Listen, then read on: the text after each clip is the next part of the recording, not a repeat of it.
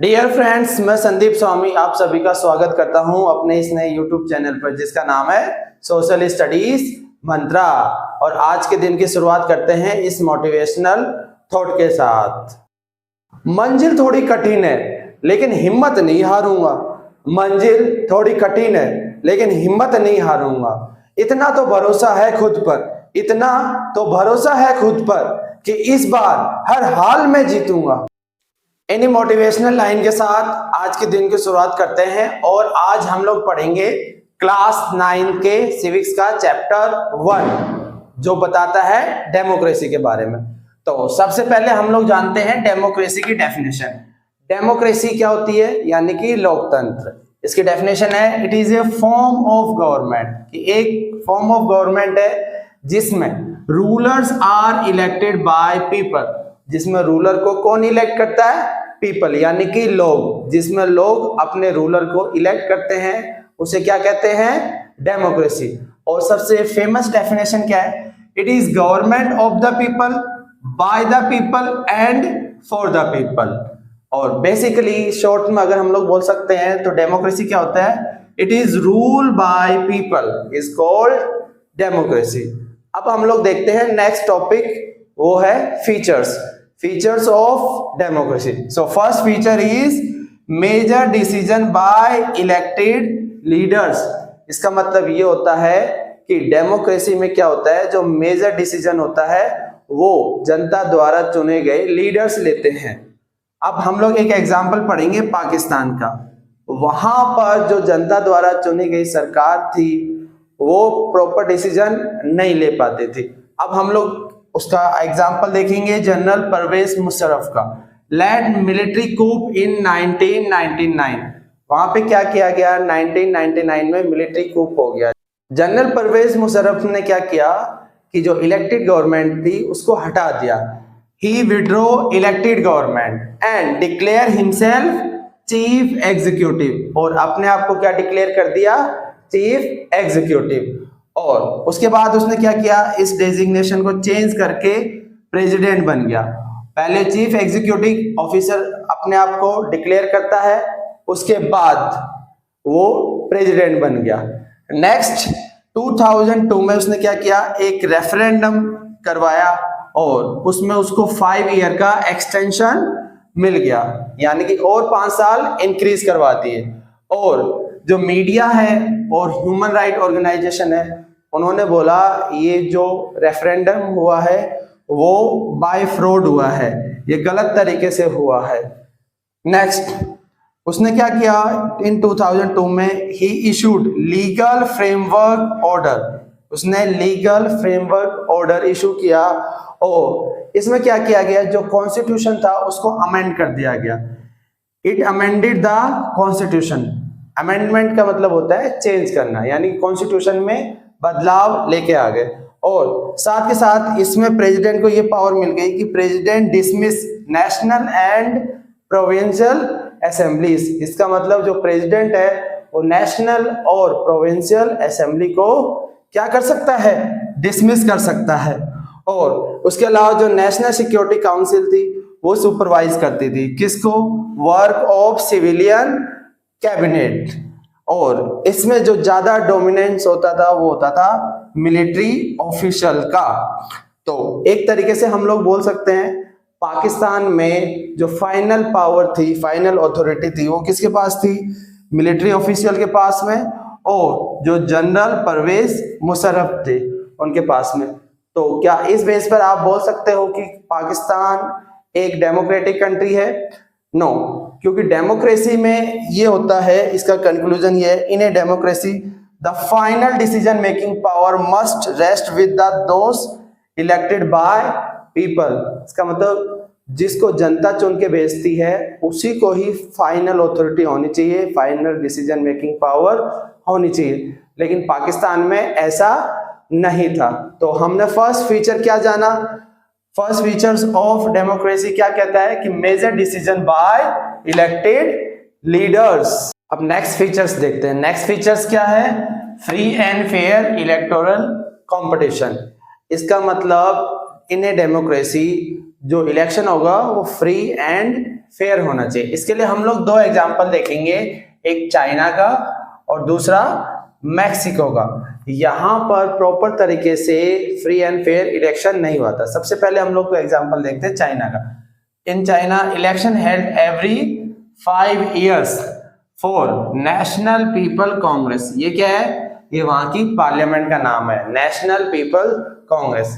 और ये क्या करती है? अपॉइंट द प्रेसिडेंट, यानी कि प्रेसिडेंट का चुनाव करवाती है।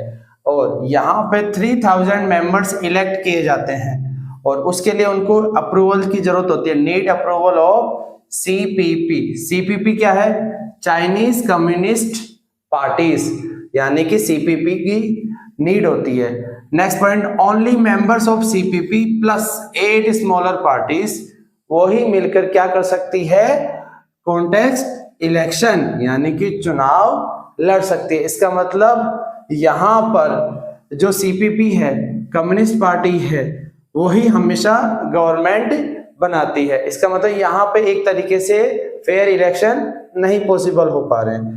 नेक्स्ट, मैक्सिको का एग्जांपल लेते हैं। सिंस इंडिपेंडेंस इन 1930, यानी कि इसको आजादी कब मिली? 1930, और तब से लेकर आगे बता रखा है 2000 तक यहाँ पर क्या होता था? जो भी इलेक्शन होता था वो पीआरआई जीतती थी। और यहाँ पे जो इलेक्शन होता है वो एवरी 6 ईयर पर होता है। पीआरआई की फुल फॉर्म क्या है? Institutional revolutionary parties. इसका मतलब ये इसका उल्टा है, IRP बोल दो, लेकिन ये वहां पे मैक्सिको की भाषा में वो पीआरआई इनको बोलते हैं। नेक्स्ट, यहाँ पर कभी भी जो अपोजिशन पार्टीज है वो 2000 तक जीत नहीं पाई थी। क्यों नहीं जीत पाई थी? क्योंकि जो पीआरआई है वो हमेशा डर्टी ट्रिक्स यूज करती थी जीतने के लिए। उसमें 4 हम लोग इनके पॉइंट डिस्कस करेंगे। First point is government employees. जो गवर्नमेंट एम्प्लॉइज होते हैं उनको क्या करना होता था? अटेंड पार्टी मीटिंग्स, उनको पार्टी मीटिंग्स को अटेंड करना होता था। Next point is government teachers. जो भी गवर्नमेंट टीचर्स होते थे वो क्या करते थे? फोर्स करते थे पेरेंट्स को टू वोट फॉर पीआरआई, कि जो भी पेरेंट्स होता था उनको फोर्स किया जाता था कि आप सबको सिर्फ पीआरआई को वोट करना है। थर्ड पॉइंट, जो मीडिया होता था वो ओपोजिशन पार्टी को ही क्रिटिसाइज करता था, वो इनके अगेंस्ट नहीं बोल पाता था, जो पीआरआई है इसके अगेंस्ट। नेक्स्ट, जो पोलिंग बूथ होता था उसको भी हमेशा लास्ट टाइम पे शिफ्ट कर दिया जाता था, shifted in last minute. So in 4 point से हमने क्या जाना कि जो मैक्सिको है वहां पर पीआरआई पार्टीज हमेशा चुनाव जीती थी, इन डर्टी ट्रिक्स का यूज करके चुनाव जीत जाती थी।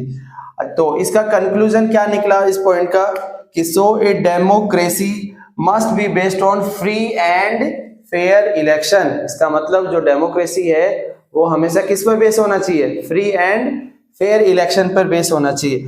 Where those currently in power have a fair chance of losing. और वहां पर यह भी होना चाहिए कि जो पावर में है वो भी हारना चाहिए। ऐसा नहीं होना चाहिए कि वही परमानेंट रहे। जैसे यहाँ पर मैक्सिको में पीआरआई पार्टी डर्टी ट्रिक्स का यूज करके पावर में रहती थी। हमेशा फेयर चांस होना चाहिए, दूसरे के भी जीतने के चांस होना चाहिए। तो अभी हमने सेकेंड फीचर्स क्या जाना?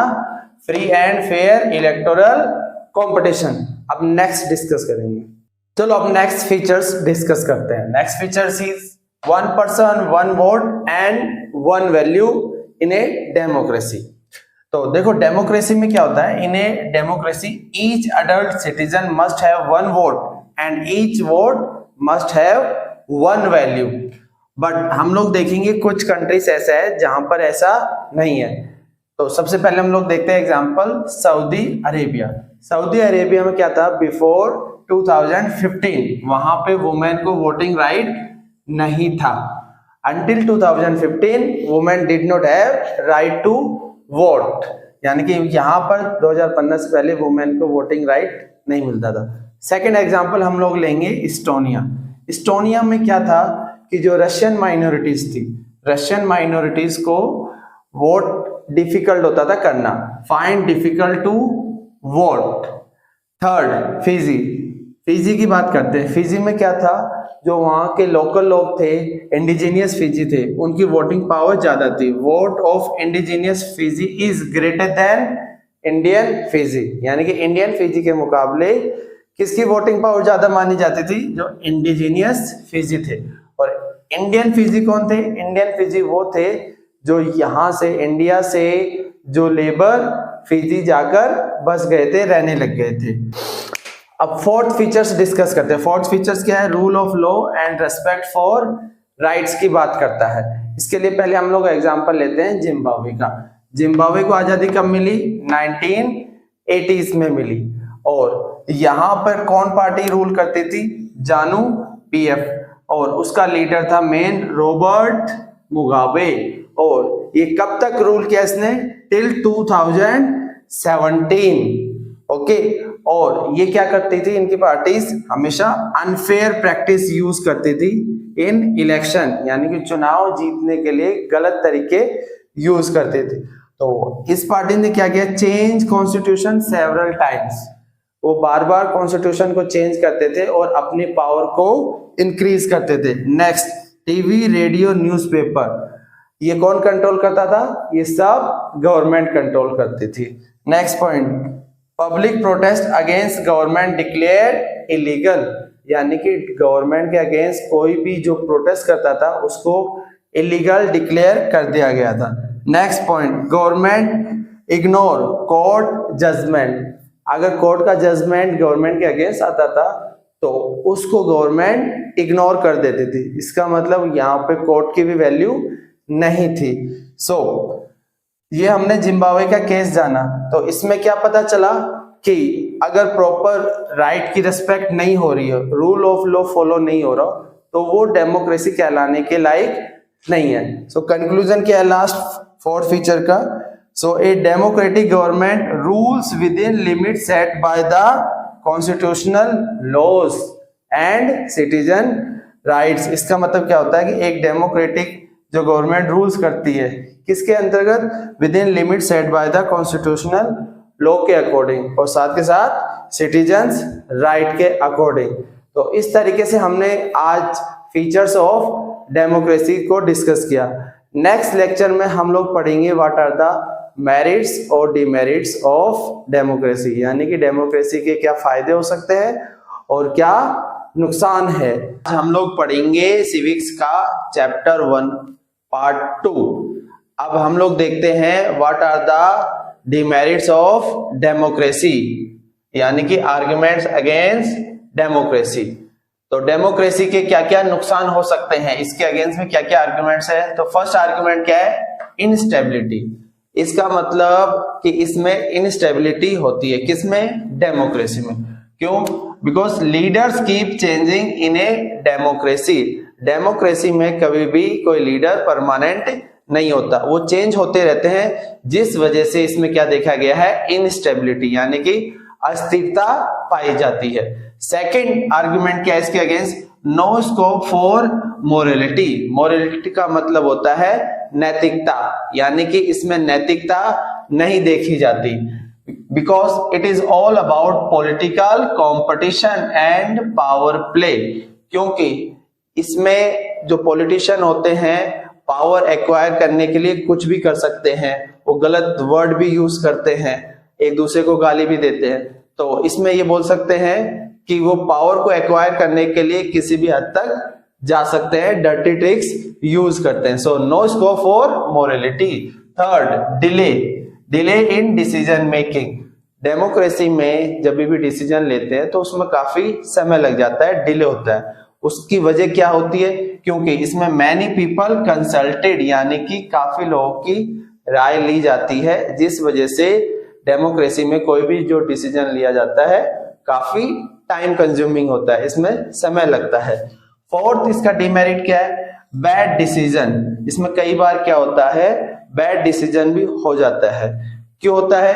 क्योंकि leaders do not know the best interest of the people. कई बार ये देखा गया है कि जो लीडर्स होता है, जो रिप्रेजेंटेटिव होता है, उसको लोगों के इंटरेस्ट के बारे में नहीं पता होता, जिस वजह से जो डिसीजन होता है वो करेक्ट नहीं हो पाता, बैड डिसीजन हो जाता है।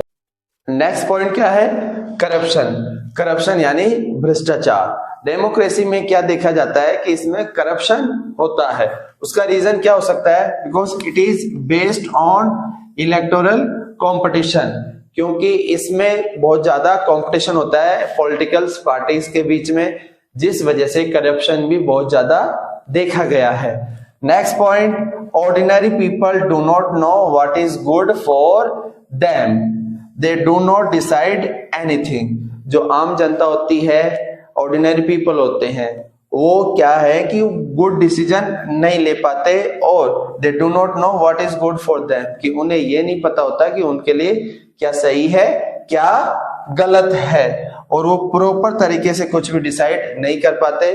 तो इस तरीके से हम लोग बोल सकते हैं कि ये डेमोक्रेसी के डिमेरिट्स है। दोबारा से देख लेते हैं। फर्स्ट क्या है? इनस्टेबिलिटी, इसकी वजह से इनस्टेबिलिटीज आती है। Second, no scope for morality, यानी कि मोरलिटी नहीं देखी जाती। थर्ड, डिले, इसमें डिसीजन लेने में काफी समय लगता है, डिले हो जाता है। Fourth, it leads to bad decision.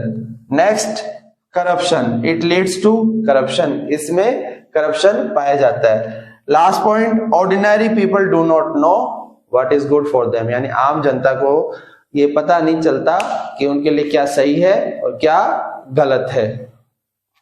Now next topic देखते हैं, आर्गुमेंट फॉर डेमोक्रेसी। इसका मतलब ये है कि डेमोक्रेसी के क्या फायदे हैं, मेरिट्स या फिर एडवांटेजेस ऑफ डेमोक्रेसी। सो पहला फायदा क्या है? पहला एडवांटेजेस क्या है?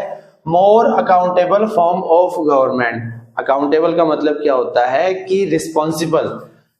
क्या है कि डेमोक्रेसी एक तरीके से रिस्पॉन्सिबल फॉर्म ऑफ गवर्नमेंट होती है। इसका एग्जांपल हम लोग समझते हैं इस तरीके से, बिटवीन 1958 टू 61 चाइना में क्या हुआ था? फेमाइन आया था, और उसी समय इंडिया की कंडीशन भी फूड स्कार्सिटी को लेकर वैसे ही थी, बट इंडिया ने उस सिचुएशन को अच्छे से टैकल किया, और यहाँ पर जो ओपोजिशन पार्टीज है उन्होंने भी इस इश्यू को रेज किया, और इससे ये साबित होता है कि इंडिया में अकाउंटेबल गवर्नमेंट होने की वजह से सिचुएशन को इजीली सॉर्ट आउट कर दिया गया।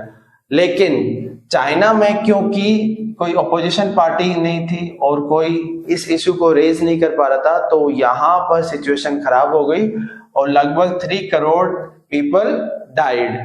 इसलिए ये जरूरी होता है कि डेमोक्रेसी होनी चाहिए, क्योंकि ये एक तरीके से रिस्पॉन्सिबल गवर्नमेंट होती है, चाहे कैसे भी सिचुएशन आ जाए वो इजीली टैकल कर पाती है। Next point, it improves quality of decision making. Democracy में ही होता है कि जो डिसीजन मेकिंग होता है वो बेटर होता है। वो क्यों होता है? क्योंकि it is based on consultation and decision, क्योंकि इसमें लोगों की राय ली जाती है और प्रॉपर तरीके से डिसीजन लिया जाता है। विच रिड्यूस्ड हेस्टी डिसीजन, जो क्या करता है? हेस्टी डिसीजन को रिड्यूस कर देता है, कि इसमें इररिस्पॉन्सिबल तरीके से डिसीजन नहीं लिया जाता, सब लोगों से पूछ के डिसीजन लिया जाता है। Next, it deal with differences and conflict, यानी कि किसी भी तरीके से जो कॉन्फ्लिक्ट्स होते हैं, डिफरेंसेस होते हैं, उनको ये इजिली डील करता है। It provide peaceful solution. Democracy ही ऐसा है जो एक तरीके से पीसफुल तरीके से सोल्व करता है कोई भी इशू को। It keeps our country together. हमारी कंट्री काफी डाइवर्स कंट्री है, लेकिन फिर भी इसने हमको क्या कर रखा है? एकजुट कर रखा है। Next point, it enhances dignity of citizen. Dignity का मतलब होता है रेस्पेक्ट। ये सिटीजन की डिग्निटी को इंक्रीज करता है। इनहेंस का मतलब बढ़ाना, इंक्रीज करना। क्यों? Because it is based on principle of political equality. ये पॉलिटिकल इक्वलिटी पर बेस होता है। इसका मतलब ये है कि ये सबको राइट टू वोट और अदर्स फंडामेंटल राइट्स वगैरह सब कुछ प्रोवाइड करवाता है। इसलिए हम लोग बोल सकते हैं कि ये सब सिटीजन का डिग्निटी इंक्रीज करता है। Last point, it correct on mistake, यानी कि अगर इसमें मिस्टेक हो तो खुद की मिस्टेक को इसमें सुधारा जा सकता है, सही किया जा सकता है। Because there is public discussion on mistake. Mistake होने पर उन सभी का क्या होता है? पब्लिक डिस्कशन होता है, जिससे उस मिस्टेक को दोबारा से सुधार सकते हैं। तो इसके क्या क्या फायदे हैं एक बार दोबारा देख लेते हैं। फर्स्ट क्या है कि मोर अकाउंटेबल फॉर्म ऑफ गवर्नमेंट है, यानी कि रिस्पॉन्सिबल गवर्नमेंट है। दूसरा, ये क्या करता है, जो डिसीजन मेकिंग होता है उसको इंप्रूव करता है, इससे बेटर डिसीजन ले सकते हैं। थर्ड, ये जो भी कन्फ्लिक्ट, जो झगड़े होते हैं, डिफरेंसेस होते हैं, उसको बेटर तरीके से डील कर पाता है। फोर्थ, ये क्या करता है, डिग्निटी, सेल्फ रेस्पेक्ट इंक्रीज करता है। Fifth, it correct on mistake. अब हम लोग आज का लास्ट टॉपिक पढ़ते हैं, वो है ब्रॉडर मीनिंग ऑफ डेमोक्रेसी। इसमें हम लोग टॉपिक पढ़ेंगे रिप्रेजेंटेटिव डेमोक्रेसी। इसका मतलब क्या हुआ कि जब majority of people rule through their elected representatives, यानी कि ज्यादातर लोग जो रूल करते हैं वो कैसे कर पा रहे हैं कि उनके कुछ रिप्रेजेंटेटिव होते हैं, तभी वो रूल कर पाते हैं। इट बिकम नेसेसरी बिकॉज, ये जरूरी हो चुका है। इसके दो रीजन है। Because in modern democracies it involves large number of people, इसमें काफी लोग इन्वॉल्व होते हैं। सो ये इम्पॉसिबल हो जाता है to sit together and take collective decision. तो सारे लोग एक साथ मिलके डिसीजन नहीं ले सकते, इसलिए वो क्या करते हैं, अपने रिप्रेजेंटेटिव को सेलेक्ट करते हैं और उनको भेज देते हैं ताकि वो उनके बिहाफ में डिसीजन ले सके। Second, citizen do not have time and skills. Citizen के पास इतना ना तो समय होता है और ना ही स्किल्स होती है to take part in all the decisions, कि वो सारे के सारे डिसीजन में पार्ट ले सके। इसलिए क्या जरूरी है, देयरफॉर रिप्रेजेंटेटिव्स आर नीडेड, इसलिए रिप्रेजेंटेटिव्स की नीड होती है, जरूरत होती है। तो अब हमने क्या देखा, आज पूरा चैप्टर कंप्लीट कर लिया, civics chapter 1 what is democracies. अब इसके बाद नेक्स्ट चैप्टर करेंगे। अगर आप लोगों को ये वीडियो पसंद आती है तो प्लीज इसको लाइक करें, शेयर करें एंड सब्सक्राइब करना ना भूलें। तब तक देखते रहिए सोशल स्टडीज मंत्रा।